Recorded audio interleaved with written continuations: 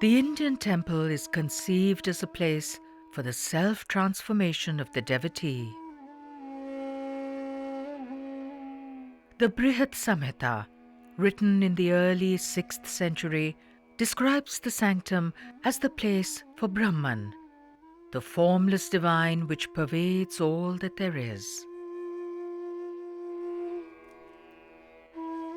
Here in the Garbhagriha, or womb chamber, the devotee is born again, in the knowledge of the oneness of all creation.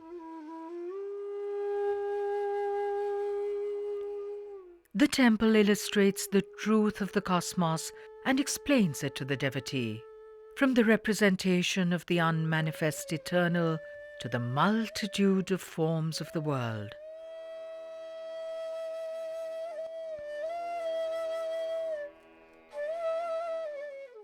The central buttresses of the walls of the temple hold the images which represent an aspect of the deity in the sanctum.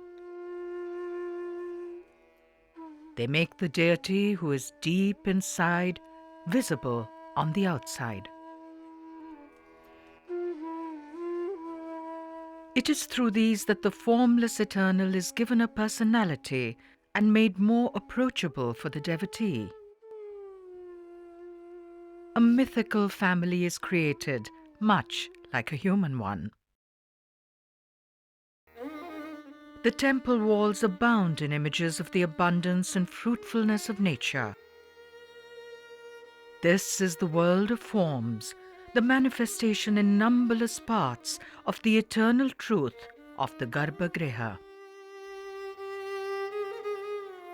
Nagas, divine serpent kings, embody the protective forces and harmony of the world. Leogryphs rear upon the walls, awakening the courage within us to face the inner truth. Continuing the tradition of Yakshis of ancient times are celestial apsaras and languorous kanyas, beautiful women. In Indic philosophy, it is believed that the moment of the aesthetic response is akin to Brahmananda, or the final bliss of salvation itself. Our appreciation of beauty is a glimpse of the grace which underlies the world, the essence of divinity which is in all.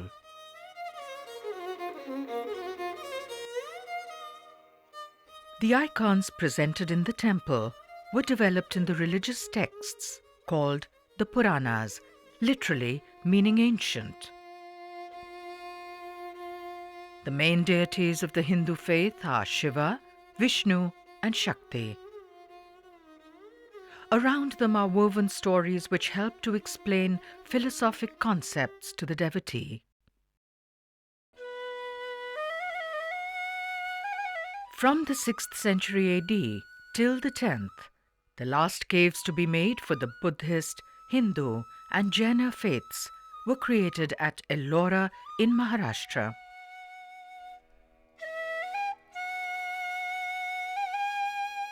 The grand climax of rock-cut architecture in India is in the 8th century Cave 16, the Kailashanatha temple. This is the largest and most magnificent excavation of the world. The entire hillside has been transformed into a great temple with structures carved both inside and out.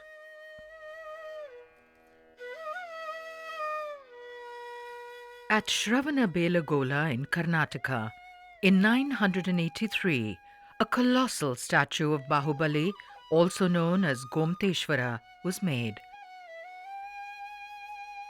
This is about 60 feet high and is the largest freestanding monolithic sculpture of the world. The early art of the Jainas was similar to that of the Buddhists. By now, the Jaina style had developed in a different direction. The depictions appear formal and stylized. They convey a spirit of extreme detachment from the material and sensual world.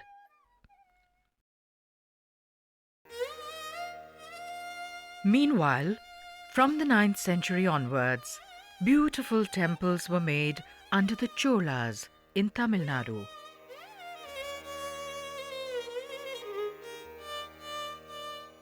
The early Chola temples were not very large. The purpose was not to inspire awe through size and grandeur. It was to take us to the world of gentleness which can be found within us.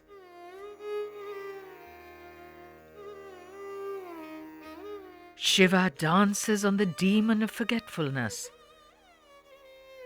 In Indic belief, our ignorance is the forgetting of the truth, which can so easily be found again within us.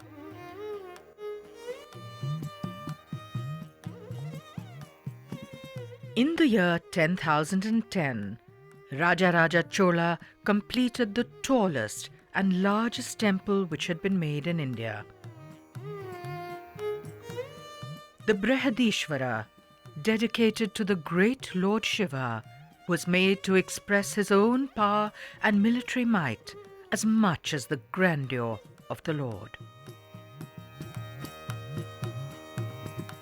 The figures made in later Chola temples are less naturalistic in their poses and expressions. The projection of grandeur and the scale of the temple appear to have overtaken the personal feeling and the importance of sculpture.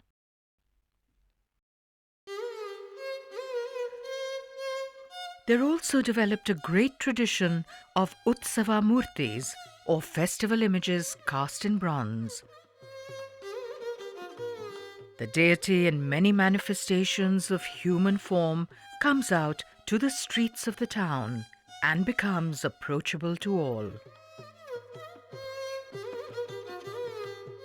The most magnificent image in the bronzes is the Nataraja, Shiva in his cosmic dance.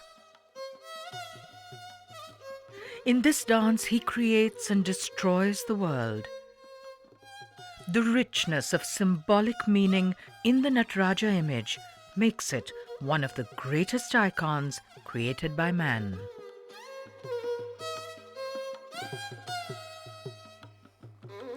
As Shiva clasps Parvati's hand as they are married, the onlooker relates to the divine through emotions which are so closely a part of his own life.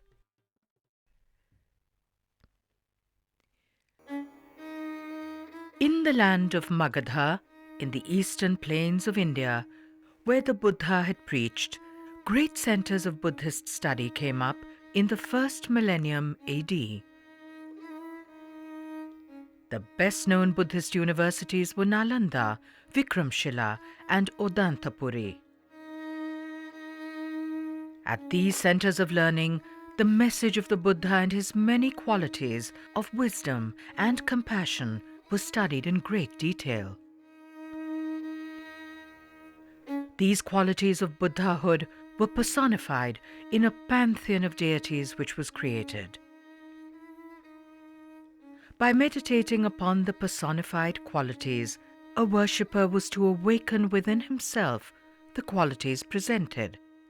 He was to become that deity.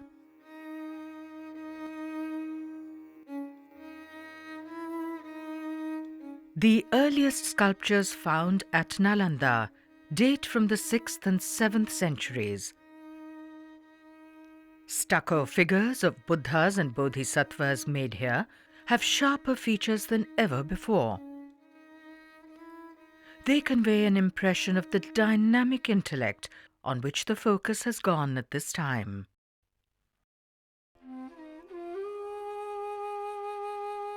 In the high Himalayan mountains is the verdant valley of Kashmir.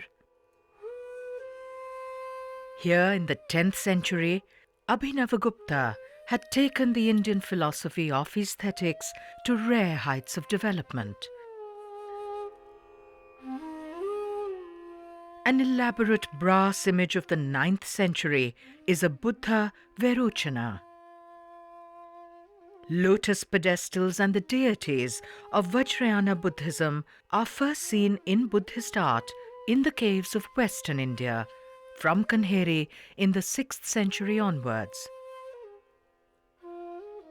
It is in Kashmir that we see a great flowering of the Vajrayana philosophy and its art.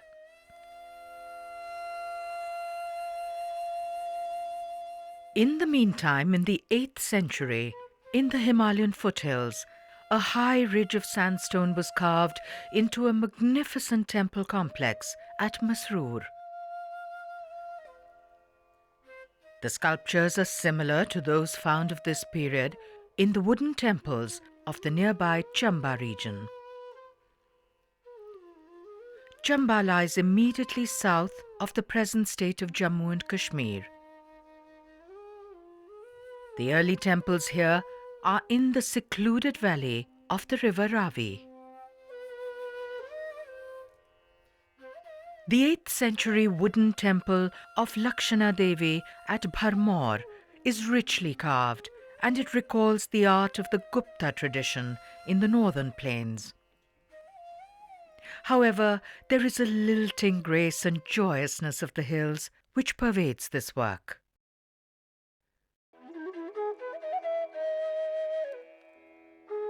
The trans-Himalayan lands of Spiti, Kinnaur and Ladakh are a magical place.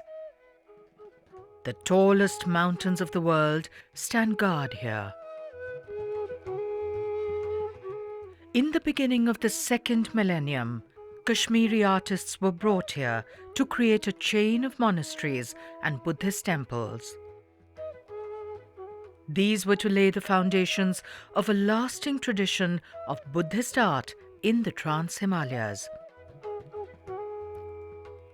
The Tabo monastery has clay sculptures of the 11th century. The assembly hall is an architectural mandala or graded path towards enlightenment. Mahavirochana represents supreme enlightenment. The deities around him emanate from his universal body and represent different aspects of him. This is similar to the developments of the Hindu temples of this time, where the truth at the center is reflected in the images on the body of the temple.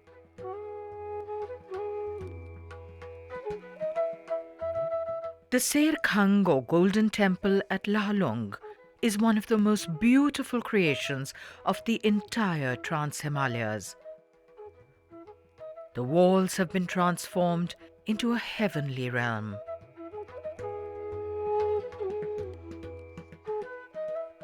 The entrance to the Sumstek or 3-story temple of Alchi in Ladakh is delicately carved in the Kashmiri style.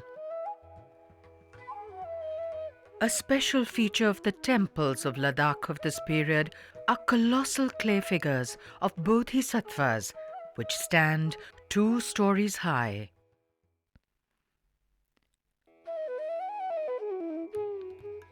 At Khajuraho, between the 10th and 12th centuries, was created one of the most splendid temple cities in the history of the world. The temples here are made in the North Indian or Nagara style.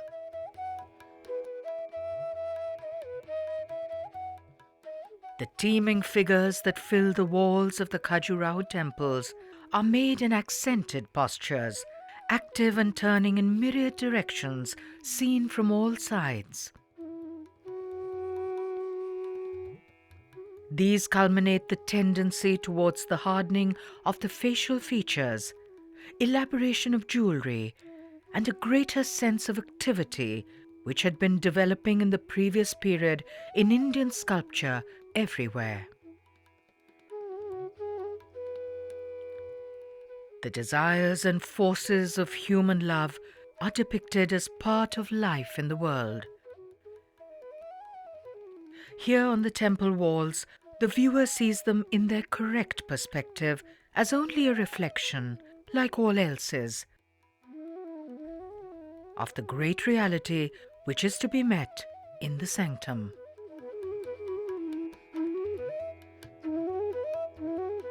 There is a profusion of Hindu deities which are made in the Jaina temples here. There are no barriers which separate the deities of the different streams of belief, all of which flow towards the same truth.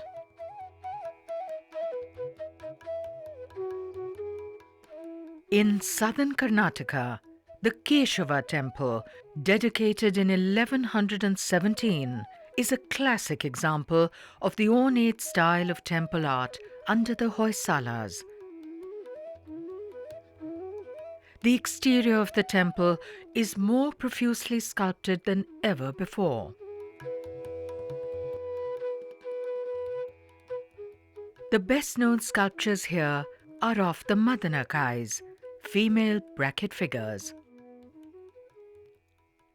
The profusely decorated temple of Hoysaleshwara at Halabid was also built in the 12th century. While every fingernail is carved, the breath of life which animates much of Indian sculpture has given way to profuse ornamentation.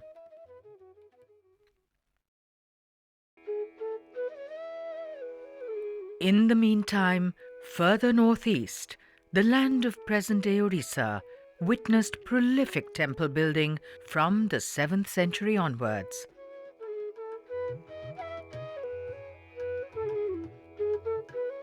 Here, in the 10th and 11th centuries, we see subjects of the art which are very similar to those of this period at Khajuraho. In the 13th century, at Konarak in Orissa, was made a grand temple dedicated to Surya, the sun. It was the tallest and most magnificent temple made in India. The climax of 800 years of building structural stone temples.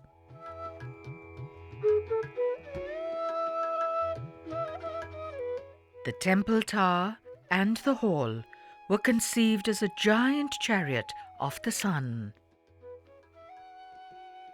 24 large wheels, 12 on each side, representing the 12 months of the year, were made for the ratha or chariot.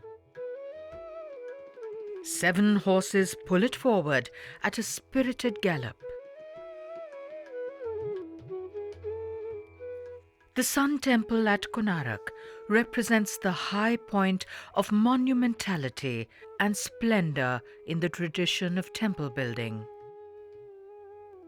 It also celebrates the activities and life of the king, as never before in temples. Niches in the sanctum and in the hall were originally filled with many images of the king. The beginning of the 14th century saw considerable political disruption and repeated attacks of the Khalji and Tughlaq dynasties from the north. Out of the chaos rose a new and powerful kingdom named Vijayanagara, or City of Victory. In the 16th century, its capital at Hampi was described by Portuguese visitors to be like a second paradise with no equal in the world then. In the palace complex is a massive stone basement, which is what remains of a large structure called the Mahanaumi Dibba. In reliefs made on the side of the Dibba, the king's great armies are shown, and so are hunters and dancers. Vijayanagara came into existence under darkening clouds of war. Its great armies remained most important, and this changed focus of attention is constantly visible in the art. Unlike the art of ancient times, the focus is here on life in the world, the here and now. The carvings are full of vigor and expression. Under the Cholas, temples had attained a grand scale. Now, imposing gateway towers which were much taller than those above the shrines were made. These were visible from afar and reflected imperial magnificence as well as the grandeur of the divine.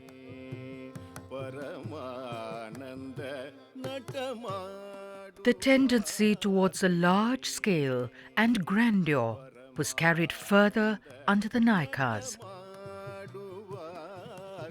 From the 16th century onwards, vast temples were made, some of them the size of small townships, such as the Vishnu temple at Srirangam.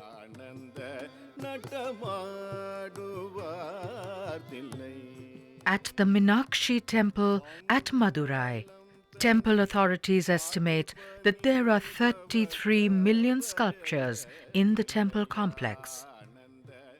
Even if that number is not based upon an actual count, the temple does convey such an impression.